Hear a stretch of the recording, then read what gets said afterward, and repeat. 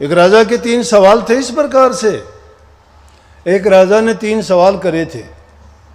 उसको ख्याल आया एक दिन कि परमात्मा कहाँ है, कितने हैं परमात्मा, एक है कि अनेक।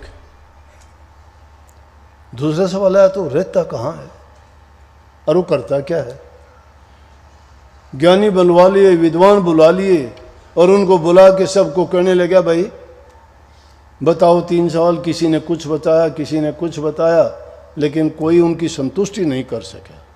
घूमते घुमाते एक दिन जब घूम रहा था तो एक महात्मा मिले, विरक्त महात्मा थे। उनको देखते ही उनको लगा महात्माओं की आभा अलग ही होती है, रूहानी शक्ति उनके चेहरे से प्रकट हो जाती है, उनकी बात और वचन में रस टपकता है, उनकी वाणी और उनके चेहरे से अगर नूर को तुम देखोगे तो तुम्हारी आंखों के अंदर वो शक्ति एकदम से तुम्हें प्रकाशित कर देगी, तुम्हें बता देगी कि हाँ ये कुछ है। अगर तुम दिल से उसकी ओर देखकर पहचानने की कोशिश करोगे तो ये बाहर की आंख तो दुनियादारी की चीज देखने के लिए है, अंतर आंख से देखने की कोशिश करोगे तो समझ गए कि नहीं। जब तुम मन बुद्धि को एकाग्र चित्त होके और जब किसी पर अपनी दृष्टिपात करके देखोगे तो तुम्हें भी सब कुछ दिखाई दे जाएगा, पता लग जाएगा तुम्हें। तो उसने देखा, राजा की दृष्टि पड़ी, महापुरुष बड़े शांत स्वभाव से मस्त हालत में जा रहे हैं, नहीं पता राजा है कि। राजा घोड़े पर सवार था, उतरा नीचे, महात्मा से बंदगी करी, बोले कि कहो बच्चा। बोले जी बहुत से महात्मा मिले, लेकिन पता नहीं आपको देख के मेरे दिल में कुछ ऐसा लगा कि आप महापुरुष हो। बोले कि हम कहाँ के महापुरुष हैं, हम फकीर आदमी हैं, आज यहाँ हैं कल वहाँ हैं, 2 रोटी जहाँ मिल जाती है खा लेते हैं, रात पड़ जाती है सो जाते हैं, कुछ नहीं, एक परमात्मा का नाम जानते हैं, उसकी मौज में रहते हैं। कभी फाका करना पड़ता है तो कभी बहुत भोजन मिल जाता है, कभी सोते हैं, कभी उठते हैं, कभी स्नान कर, कोई हमें ये वो नहीं है। राजा ने सोचा हाँ समझदार। बोला कि जी क्या आप मुझे बता सकते हैं, मेरे 2-3 भरम हैं। बोले कि क्या भरम है भाई। बोला जी एक तो ये कि परमात्मा एक है कि कई है। अच्छा। बोले एक ही है, वो कहाँ रहते हैं।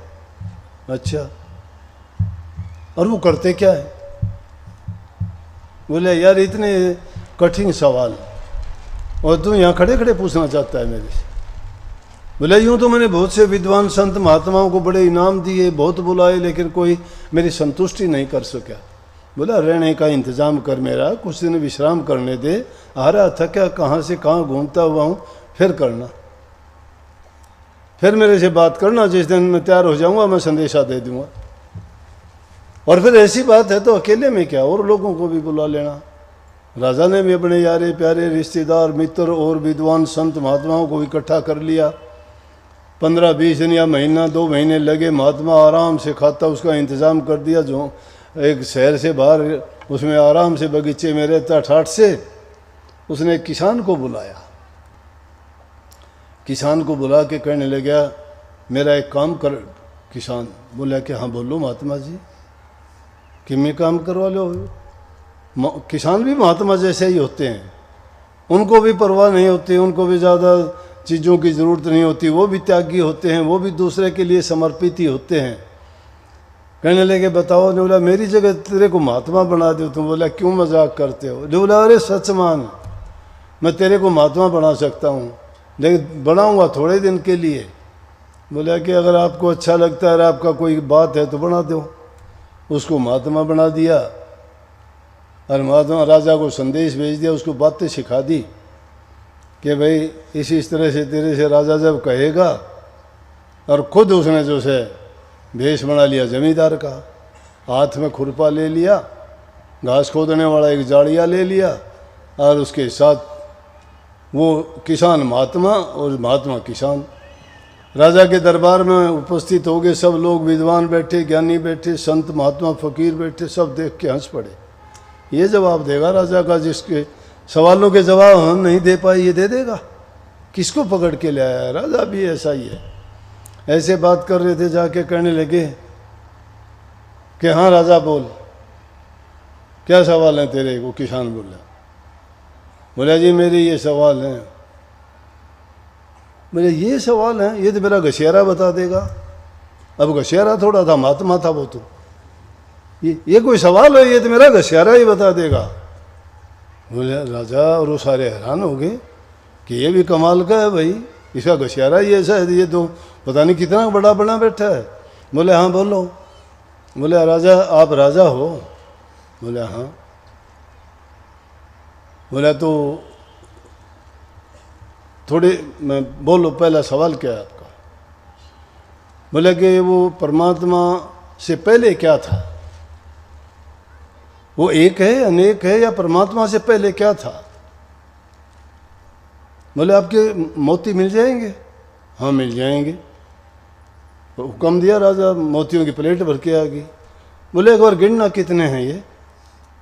राजा ने उठाया एक, बोला एक, फिर बोला दो, अरे कितने? फिर दोबारा गिनना, मैंने सुने नहीं। बोला एक, बोला दो, बोला एक नहीं, अच्छी तरह गिन, गलत गिन रहा है। बोले गलत कहाँ गिन रहा हूँ, एक ही तो होगा। बोले एक से पहले भी होगा कुछ? बोले एक से पहले? हाँ एक से पहले भी होगा ना कुछ। नहीं बोला एक से पहले कुछ नहीं, तो नहीं बोला परमात्मा से पहले क्या होगा? वो एक ही है, उससे पहले क्या होगा बता? राजा हो गया कब का? बोले हाँ ठीक है जी। बोला तो वो रहता कहाँ है? दूसरा सवाल मेरा ये, रहता कहाँ है? बोले ऐसे ही पूछे जाएगा, मेहमान को पूछते हैं, चाह पानी आओ भगत करते हैं, तूने आते ही सवाल दागने शुरू कर दिए। बोला भाई दूध लेके आओ महात्मा के लिए। बोला और कुछ नहीं? बोला दूध मंगाओ। दूध मंगाया, दूध को लेके उसको यूं देख रहे हैं। बोला जी दूध है, मीठा डाल रखा है इसमें, लो दूध लो आप। उसमें उंगली मारने लग गया। बोला क्या कर रहे हो? बोला घी देख रहा हूँ, कहते हैं दूध में घी होता है। राजा बोला जी ऐसे नहीं मिलता वो। बोला कैसे मिलता है? बोला इसको गर्म करना पड़ता है, जमाना पड़ता है, फिर रड़कना पड़ता है, फिर मक्खन निकलता है। बोला परमात्मा भी इतनी आसानी से नहीं मिलता, उसके लिए भी इतने काम करने पड़ते हैं, उसके लिए भी आदमी को इतने ही प्रयास करने पड़ते हैं जिस प्रकार से उस दूध से निकालना पड़ता है। दो सवाल पूरा होने के बाद कहने लगा वो करता क्या? मैं बोला कि कमाल करते हो, जो बातें मैं तुझे बताता हूँ मैं तेरा गुरु हो गया कि नहीं? बोले हाँ। तो शर्म आनी चाहिए, मैं जूतियों में खड़ा हूँ, गुरु तो तेरा जूतियों में खड़ा है, तो गद्दी पे बैठा है। राजा उतर के नीचे आ गया। बोले वहाँ खड़ा हो। राजा को जूतियों में खड़ा कर दिया, आप कुर्सी पे बैठ गया। बोला बोल तीसरा सवाल।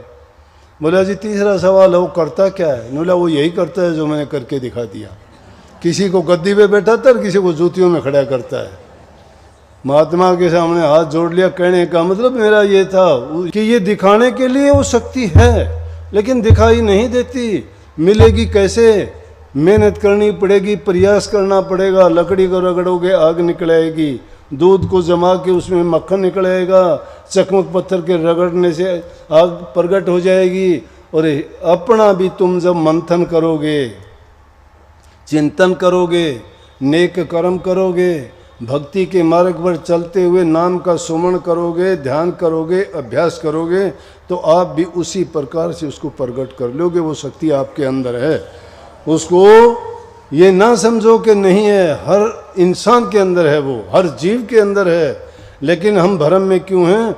हम बाहर की आँखों से देखते हैं, अंदर वाली आँखों से देखो। बाहर की आँखों से देखे ये सब झगड़ा झूठा है, अंदर की आँखों से देखो घट में खेल अनूठा है। मन माया की फिरे दुहाई 5-25 ने लूटा है, ताराचंद भवसागर तीर गिर सतगुरु सिर पर खूटा है। सतगुरु रूपी खूटा अगर तुम्हारे सिर पर है तो सब के सब आए उस एक में, दाल पात फल मूल। अब लेने को क्या रहा यार, गए जब पकड़ा मूड, मूड को पकड़ लो सब कुछ मिल जाएगा। सबको बहुत बहुत आशीर्वाद।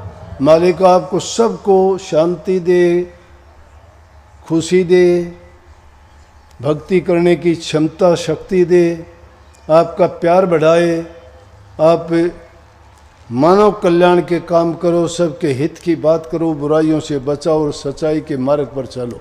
बहुत बहुत आशीर्वाद। सतगुरु सब पर कृपा करे, खुश